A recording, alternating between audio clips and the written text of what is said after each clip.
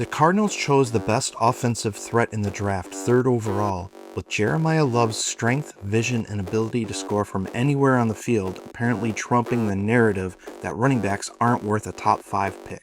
Chase Basantis is a nasty blocker worthy of his early second-round selection. I projected Carson Beck to the Cardinals in the third round of my 7th-round mock draft because, despite his lukewarm film over the past 2 seasons, he has the physical attributes to be an NFL starter. I also projected Caleb Proctor to the Cardinals in my 7th-round mock because he's the sort of athletic defensive lineman the team prefers. I like the Reggie Virgil pick because of his consistency and quickness after the catch. Carson Shire will be a factor on special teams as a rookie. Jaden Williams was one of my favorite late-round tackle prospects. While not the largest blocker, he wins with balance and effective hand usage on the outside. Atlanta gambled by trading its 2026 first-round pick in a draft day deal last year for edge rusher James Pierce Jr., who showed promise on the field as a rookie, but ended up facing significant legal issues this offseason. In round 2, the Falcons found value by adding the slight but feisty Avian Terrell, who will join his brother AJ in the secondary. Zachariah Branch is an open field playmaker who can do much more than Georgia's offense allowed him to show. Kendall Daniels is like Falcons linebacker Divine Diablo in that he's a tall former safety who moved into the box full-time because of his physicality. Atlanta took another linebacker in Harold Perkins later in the draft. He'll need to find a position, but he deserved to go much earlier. They had to find a run-stuffing defensive tackle in this draft. Anterio Thompson's excellent pro day and flashes on tape made him a worthy day 3 pick. Vega Ioane's size, strength, and nimble feet made him a solid mid-first-round pick, though I do wonder if the Ravens may have been better off taking edge rusher Reuben Bain at 14 and meeting the need for a guard later on. I wasn't sure about the value of Baltimore's day 2 selections. Still, with his strength and length, Zion Young meets the team's pass rush need, while Jacoby Lane is a tall jump ball king who could be a major threat in the red zone. The Ravens excelled on day 3 as usual. They needed 2 receivers and 2 tight ends from this draft, so taking an unappreciated possession receiver like Elijah Sherratt, athletic Matthew Hibner, and sturdy Josh Cuevas made sense. The Ravens used the 5th-round pick they acquired from the Chargers in the Odafe Oweh trade on Chandler Rivers, who overcomes a smaller frame with pure competitiveness. Adam Randall runs harder than you expect from a former receiver. I projected punter Ryan Eckley to the Ravens with the 211th selection in my 7th-round mock draft because they had lost former draft pick Jordan Stout in free agency. I expect Rashawn Benny to develop into a playmaker on the defensive line for Baltimore. The Bills traded down 3 times in round 1 to gain additional mid-round selections, but still found a much-needed physical pass rush presence in TJ Parker in round 2. Davison Igbinosun possesses the size and physicality to start on the outside, especially if he continues reducing his pass interference penalties. Buffalo's original 2nd-round pick was wisely used to acquire DJ Moore in a 5th-round selection from Chicago. It wouldn't surprise me to see the heavy-handed Jude Bowery slide inside to guard, where the Bills have to replace David Edwards. The Bills found excellent value in the dynamic yet reliable Skylar Bell in round 4.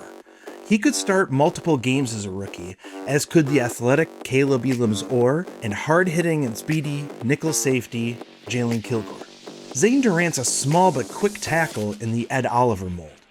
Carolina found good value in round 1 in Monroe Freeling, an up-and-coming athletic tackle who will be Bryce Young's future blindside blocker. The Panthers swapped late-round picks with the Vikings to move up for Lee Hunter's wide frame and nimble feet, then took a chance on the 6'4" Chris Brazell as an effective downfield playmaker, even though they'd used their first-round picks the previous 2 drafts on outside receivers Tet McMillan and Xavier Legette. The competitive Will Lee could become a starter with improved technique. Center Sam Hecht and safety Zachy Wheely were steals in the 5th round. They are both productive, experienced players who will compete for starts as rookies. Dylan Thieneman was my first-round pick for the Bears in my 4, 5, and 7-round mock drafts because his athleticism, toughness, and versatility will fill a hole in the secondary left by departed free agent Kevin Byard. Chicago picked the best center in the draft in round 2. Logan Jones should remind fans of prior starter Drew Dalman. The trade of veteran receiver DJ Moore to Buffalo puts pressure on 2025 second-round pick Luther Burden III and surprising third-round choice Xavier Thomas to replace that production. Sam Rush was a good value in round 3 as a future starter with solid receiving and blocking skills. Malik Muhammad's athleticism and toughness made him a steal in round 4. Selecting Keyshawn Elliott made sense for the Bears since 2023 fifth-round pick Noah Sewell is recovering from a torn Achilles. Jordan Vandenberg, a native of South Africa, is an excellent athlete and meets the team's need for defensive line depth. The Bengals traded the 10th overall selection to the Giants for defensive tackle Dexter Lawrence and then signed him to an extension. The deal is somewhat risky given Lawrence's decreased production last season and the availability of top prospects like safety Caleb Downs and edge rusher Ruben Bain at 10. Cincinnati did well on day 2 though, breaking team precedent by taking Cassius Howell, a smaller edge with speed, and then adding Cario Davis's height and quick feet to a secondary facing the potential loss of multiple veterans in free agency next year. Connor Lew is coming off an ACL injury, which is why he was still available in round 4, but I expect him to be the starting center in 2027. Colby Young is a size-speed receiver who is a bit of a reach in the 4th round because of his injury history. The Bengals view Brian Parker as someone who could play outside in addition to the interior spots, where he best projects. The Browns found a starting left tackle early in round 1, grabbing the athletic, aggressive Spencer Fano in spite of his less than ideal length. They also met their need for a receiver and returner by snagging the explosive, if inconsistent, Casey Concepcion with the first-round pick received from Jacksonville in the Travis Hunter trade last April. Cleveland found great value on Friday night as well, taking hard-hitting safety Emmanuel McNeil Warren in round 2 and Austin Barber in round 3, who has starter potential on either side of the line.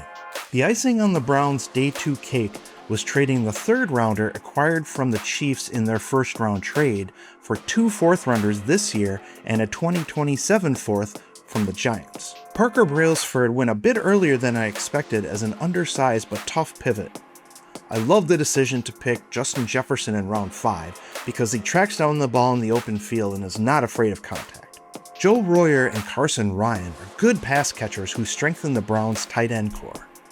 Athletic Taylon Green is a project as a passer and arrives to a crowded quarterback room, but was worth a 6th-round pick. Dallas had the steal of the 1st round, trading 2 5th-rounders to move up 1 spot for Caleb Downs. He'll be a long-time defensive leader who makes plays in the deep half, flat, and the box. The boys moved down from Green Bay's 1st-round selection, acquired in the Micah Parsons trade, to pick Malachi Lawrence, who has potential because of his length and athleticism, but carries risk as a late riser in the evaluation process. They traded their original day 2 picks for veterans Quinnen Williams and George Pickens, but were able to select versatile second-level defender Jyshawn Barham in the 3rd after sending defensive lineman Osa Odigizua to the 49ers back in March. Drew Shelton's 2025 tape did not scream 4th-round pick to me, but he can develop into a swing tackle. Dallas received 2 4th-round picks from Philadelphia in the team's 1st-round trade, using one of those selections on the physical but injury-plagued Devin Moore and the other on LT Overton, who will compete to replace Odigizua. The Cowboys filled a glaring need by trading a 4th-round pick to the 49ers for veteran linebacker Dee Winters. Look for Anthony Smith to fight for a roster spot as a speedy receiver who can stretch the field. Jalen Waddle essentially serves as Denver's 1st-round pick this year because the Broncos sent the number 30 overall choice to Miami for the veteran receiver. That Waddle deal also included the Broncos' 3rd-round selection, so their only pick of day 2 was Tyler Onyedum, chosen despite the availability of Missouri's Chris McClellan to fill their need for an active, strong defensive lineman to replace departed free agent John Franklin Myers.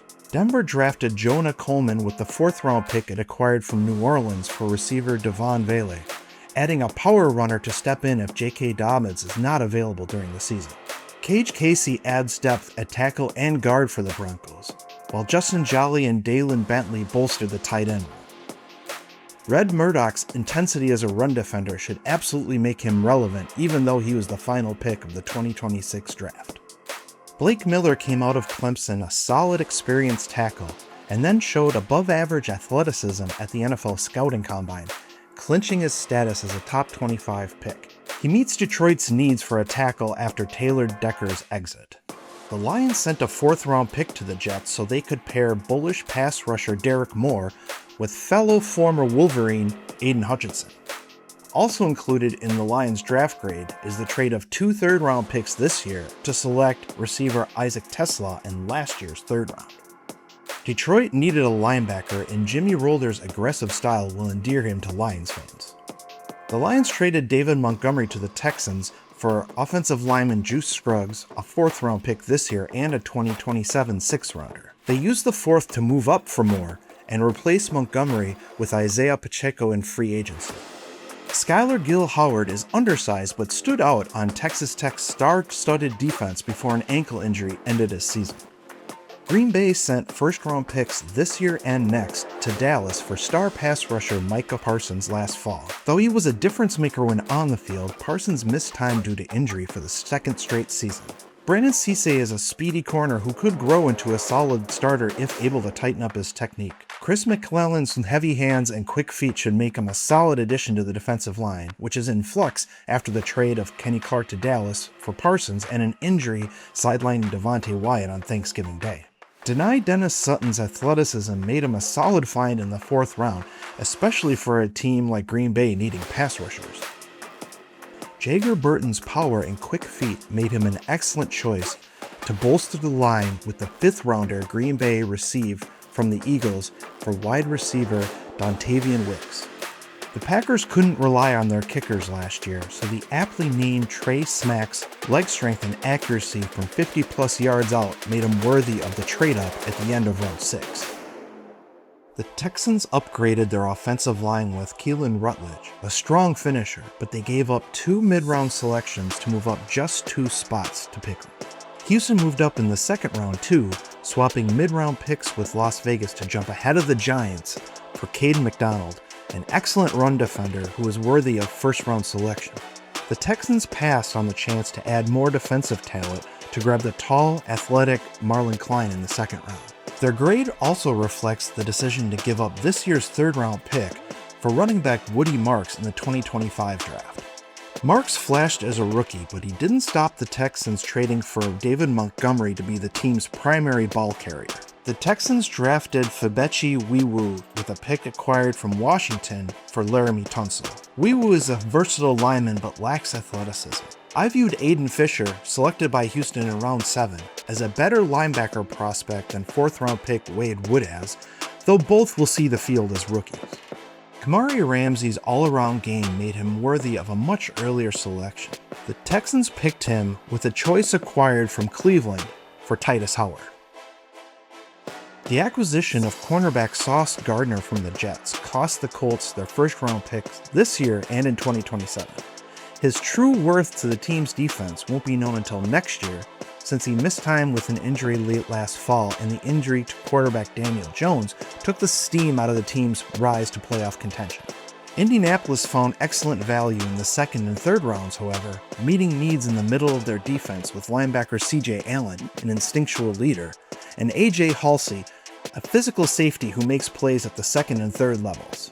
Jalen Farmer was a potential top 100 pick who adds strength and agility to a thin Colts interior offensive line. Bryce Betcher fits as a strong inside backer and special teams ace, while George Gums and Caden Curry are tenacious edge rushers and run defenders. Forget Deion Burke's smaller stature. The Colts finding him late in the 7th round was outstanding value considering his production at the highest level of college football. Jacksonville traded its 1st-round pick this year to Cleveland to acquire Travis Hunter in last year's draft. His talent is undeniable, but the knee injury that ended his season in October illustrated the risk of giving up future draft capital, no matter how intriguing the prospect. The Jaguars reached a bit for Nate Boracher in the 2nd round, and Albert Regis and Jalen Husky in the 3rd. Though the tight end's athleticism, the defensive tackle's constant hustle, and the defensive back's versatility could help them contribute as rookies. Jacksonville's best day 2 pick was Emmanuel Pregnon, who possesses the strength and agility to start at guard for years to come. The Jaguars chose production over size in the 4th round, taking Wesley Williams ahead of Dennis Sutton to bolster their pass rush. Tanner Colzio should be a red zone threat for the Jaguars. Zach Durfee is an athletic edge who could surprise as a 7th round pick if able to overcome past injury issues. Jacksonville did well to send 4th and 6th round picks to Las Vegas last year for receiver Jacoby Myers, who has become the backbone of the team's passing offense. They spent 2 more picks at receiver on Saturday, selecting powerful Josh Cameron and downfield threat CJ Williams. Kansas City traded 2 mid-round picks to Cleveland to move up for Mansour Delane, the top cornerback in the class and a valid replacement for Trent McDuffie, who was traded to the Rams for 4 picks. The return for McDuffie included the 29th overall selection, which the Chiefs used on an active defensive lineman in Peter Woods, despite his slide in production last fall. With their only day 2 pick, they took R. Mason Thomas over Cassius Howell, filling their need for speed on the edge with the former Oklahoma Sooner. Thomas also shows some surprising pass rush power, despite his lack of size. Kansas City sent their 4th round pick this year to the Patriots last April to select cornerback Noel Williams, and used another 4th this year on an underappreciated nickel in Jaden Kennedy. Like former Chiefs back Isaiah Pacheco, Emmett Johnson should be another day 3 steal for the Chiefs because of his combination of quickness, power, and vision. Cyrus Allen's speed in the open field fits Kansas City's offense perfectly. Garrett Nussmeier's stock dropped to inconsistent play and injury concerns, but he can't ask for much more than learning behind Patrick Mahomes and from Andy Reid. No offensive linemen were selected by the Chiefs, so they'll need to address the unit after the draft. Fernando Mendoza was the best choice for Las Vegas at the top of the draft because of his intelligence, accuracy, mobility, and clutch play. The Raiders received a 4th round pick from the Texans to move down just 2 spots in the 2nd, and they selected Treydon Stukes, a versatile physical defender with excellent speed. Time will tell, though, if he's a better player than smaller corners D'Angelo Pons and Avian Terrell, who were both available at the time. Kieran Crawford fits well in the Raiders' new 3-4 scheme because of his physical style as a stand-up rusher. His value increased dramatically after they traded away Tyree Wilson. Tough-minded 3rd round pick Trey Zoon III is an experienced tackle who could change positions to meet a huge need in the interior. The Raiders gave up just a 7th round pick in 2027 to move up 1 spot for Jamad McCoy at the top of Saturday's proceedings. He'll be a bargain cover corner if his knee holds up. Mike Washington Jr. was a nice value as a speedy change of pace back from last year's 1st round pick Ashton Jeanty. Dalton Johnson is a smart physical player who will likely start at safety for the Raiders.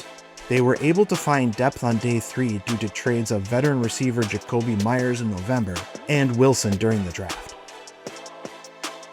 25-year-old Akeem Mesidor is older than most 1st round picks, but his ability to chase quarterbacks and stand firm against the run made him worthy of the Thursday night selection. The Chargers selected the versatile Jake Slaughter with their only 2 pick, filling a major need on the interior offensive line, but eschewing 3 available guards for whom I had higher grades in Jennings Dunker, Emmanuel Pregnon, and Trey Zoon III. Brennan Thompson's speed should be appreciated in the Chargers' offense, though their more dire need at cornerback could have been met at that spot. Travis Burke will blossom into a strong swing tackle over the next 2 years. Genesis Smith is a punishing athletic safety who will compete for a starting role as a rookie. The Chargers found good depth on both lines with Nick Barrett, Logan Taylor, and Alex Harkey. The Rams chose a successor to Matthew Stafford with the 13th overall pick, which they received from Atlanta in a 2025 draft day deal. Ty Simpson was a 1-year starter at Alabama and showed his lack of experience at times, but the team clearly thought his physical gifts and mental acuity made him worth acquiring instead of trying to fill needs at receiver and offensive tackle.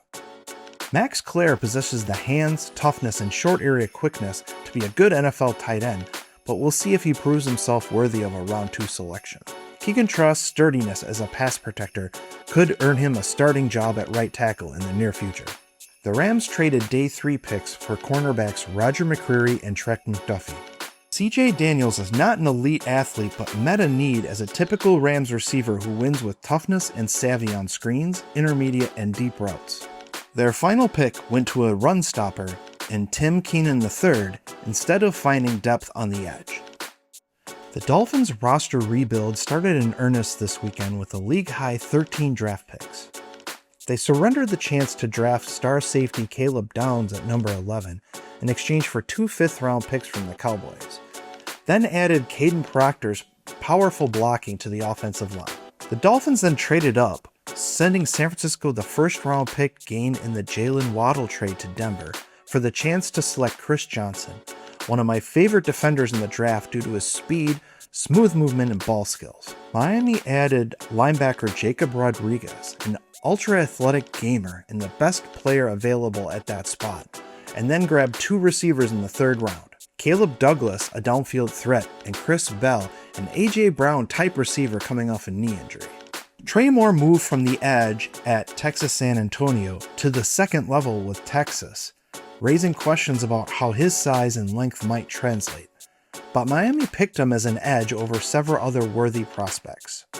Kyle Lewis and Mike Taft will be effective nickel defenders at linebacker and safety, and should provide special teams help. Seydou Traore's move from England to the US to play football is a great story, but his athleticism is what will help Miami's tight end depth chart. DJ Campbell was a solid 6th-round pick who will be a swing guard as a rookie and will earn a starting job in year 2 or 3. Needing help on the defensive line, the Vikings took a chance on Caleb Banks' excellent combination of size and agility, despite his injury issues, which reportedly include a broken foot suffered at the scouting combine. Jake Golday has size and athleticism, but will need to prove himself a better player than fellow linebacker CJ Allen and safety Emmanuel McNeil-Warren to prove he was the best value. Minnesota bolstered its defensive line again in round 3 with the powerful Dominique Orange, also known as Big Citrus. They found a swing tackle in Caleb Turnin in round 3 and selected the physical Jacoby Thomas over available safety prospects Kamari Ramsey and Zakee Wheatley. I love Max Bradison going to the Vikings as potential replacement for valued fullback CJ Ham, though Bradison was picked a bit earlier than they thought he'd be, given his injury history and the position's value.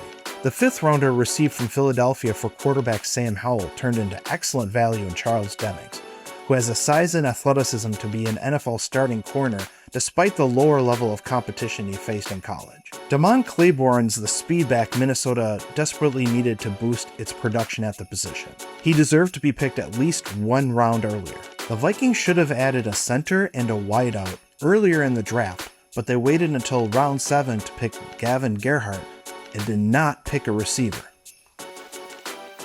The Patriots addressed the offensive line for the 2nd straight year in the 1st round, picking Caleb Lomu to play across from 2025 top 5 pick Will Campbell. Lomu's pass protection skills should be solid on the right side, but he must be a more physical blocker against NFL edge rushers. They traded 2 day 3 picks to the Chargers to select powerful edge rusher Gabe Akis, paying a price to meet a dire need. Amid a Friday night run on tight ends, the Pats took Eli Raridan a bit earlier than I projected, though he could grow into a solid number 2 with some blocking skills. Kieran Prunty excelled at North Carolina A&T before earning All-ACC honors at Wake Forest. He showed great speed at his pro day. I projected the Patriots to select Demetrius Crownover in my 7th-round mock draft to add another strong offensive tackle on the depth chart. Baron Morton projects as a solid backup for Drake May in the future. Jam Miller could be an excellent value if able to return to his 2024 form when he ran for 668 yards and 7 TDs. New Orleans found a receiving partner for Chris Olave in Jordan Tyson, who looked like a top 10 pick as a downfield playmaker at times in college but struggled to stay on the field because of injuries. The Saints selected Kristen Miller's superior athleticism over Lee Hunter to bolster the defensive line, then went back to Georgia for Oscar Delp, who showed promise at times with the Bulldogs but stood out more for his excellent pro day than his college production. The Saints found a people mover in Jeremiah Wright and a speed merchant / special teamer in Lorenzo Styles Jr., with the picks acquired from Seattle in exchange for Rashid Shaheed last season. Bryce Lance and Barry Brown could develop into speedy downfield threats like Shaheed in time.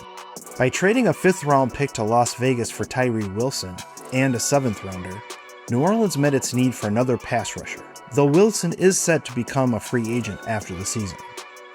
The Giants received a gift with Arvell Reese falling into their lap at number 5. He'll be an excellent pass rusher and run defender, whether he's lined up in the box or on the edge. Trading Dexter Lawrence to the Bengals netted New York the 10th overall pick, which the team used to select Francis Malinois, an intense, powerful blocker who could play guard or tackle. Getting the athletic, tough Colton Hood in round 2 was a bargain. The price to move into position for Malachi Fields, however, was steep, requiring the Giants to part with a 4th and 5th round pick this year and another 4th rounder in the potentially strong 2027 NFL Draft. Fields is a big-bodied pass catcher who made plays for Notre Dame but lacks the suddenness and long speed typically expected from day 2 receivers. The Giants were unable to find value on Saturday because of the trade for Fields. Their first day 3 pick was Bobby Jamison Travis, a nose tackle who could make up for a slice of what the team lost when trading Lawrence. J.C. Davis's shape and movement remind me of starting right tackle Jermaine Lemonor, and I think Jack Kelly is a much better second-level defender than his 6th-round status indicates.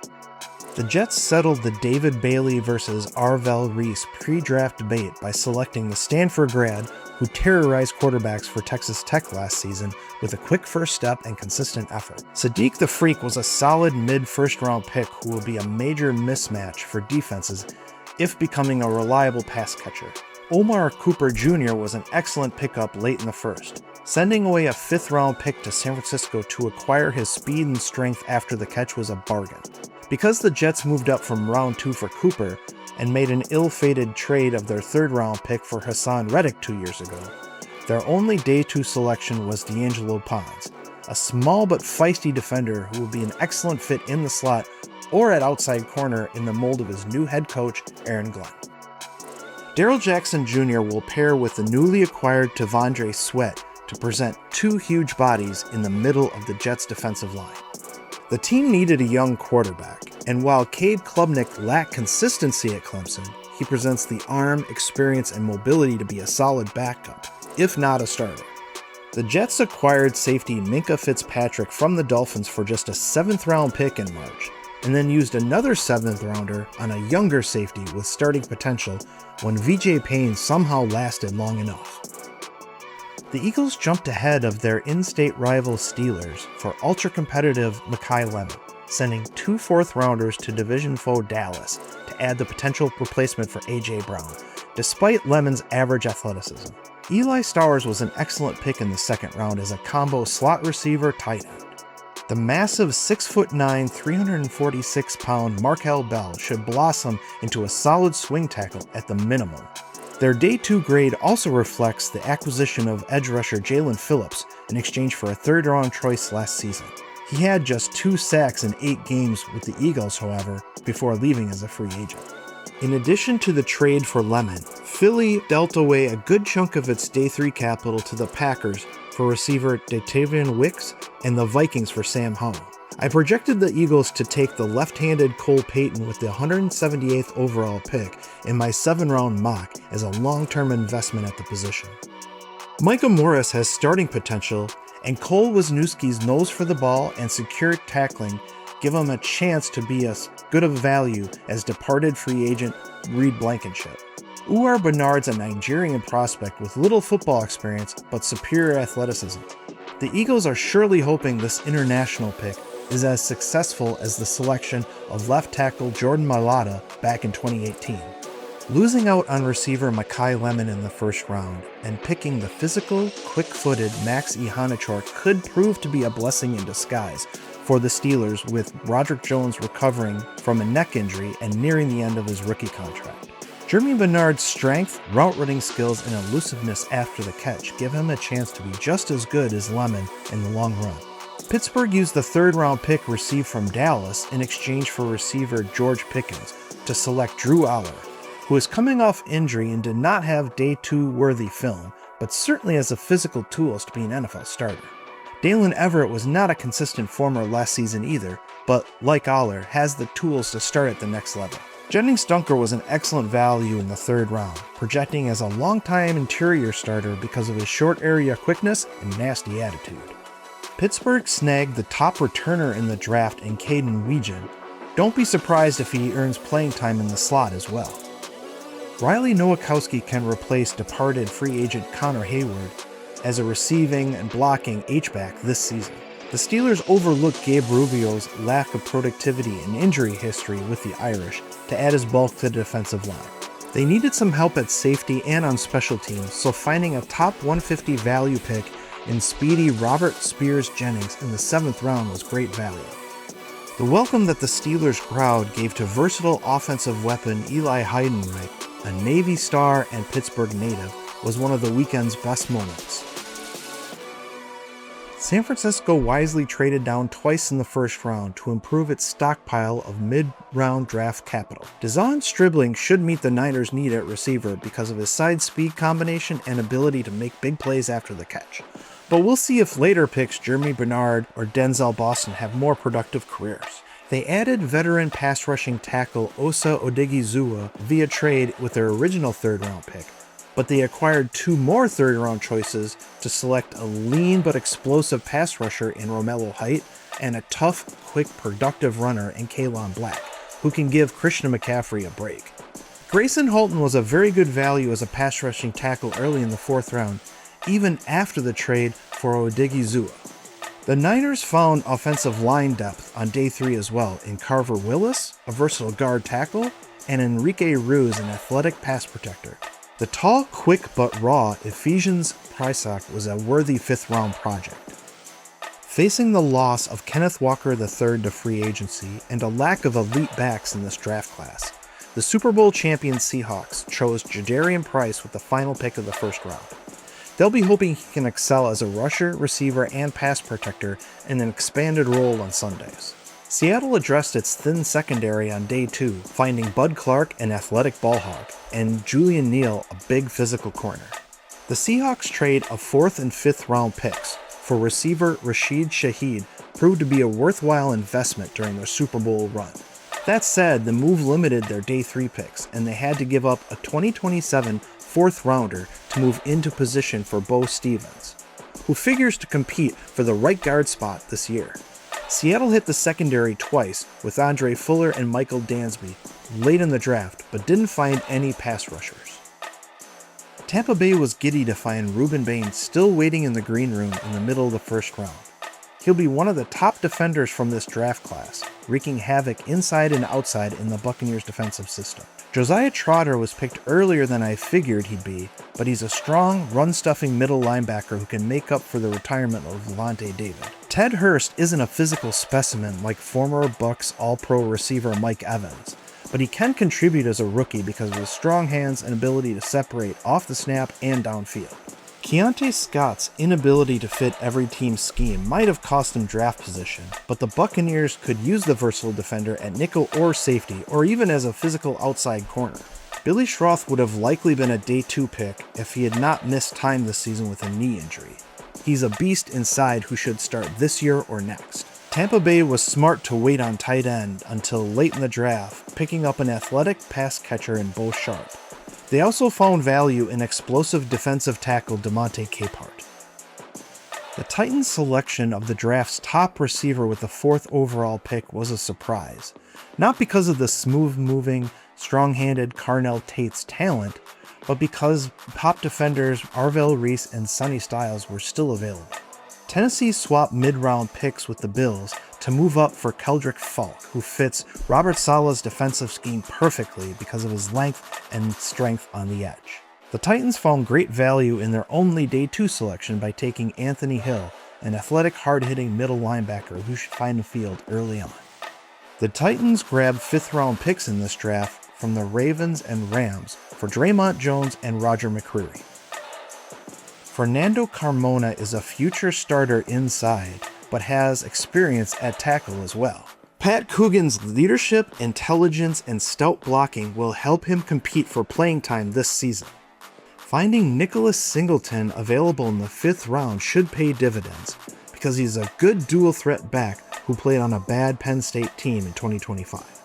with the Chiefs trading up to take cornerback Mansour Delane off the board at number 6. Washington decided to take Sonny Styles over his former Ohio State teammate, safety Caleb Downs. Styles should step into the middle of Dan Quinn's defense without an issue, but only time will tell if he was the best prospect available at number 7. The Commanders' original second-round pick was part of last year's trade for Laramie Tunsil, who needs to stay healthy to help fuel the Commanders' playoff run this year to pay off that deal. Antonio Williams was a very good value in the 3rd round at a position of need because he's quick and stronger than you think at his size. Joshua Joseph's length should make him an effective backup rusher as a rookie, with the possibility he could be more in the future. Katron Allen was a very good value in the 6th round as a replacement for North-South runners Austin Eckler and Chris Rodriguez. Don't be surprised if the steady Matt Gilbin is the team's starting center by the end of his rookie season. The Commanders failed to add a cornerback in this draft despite Trey Amos coming off injury and the loss of multiple veterans to free agency.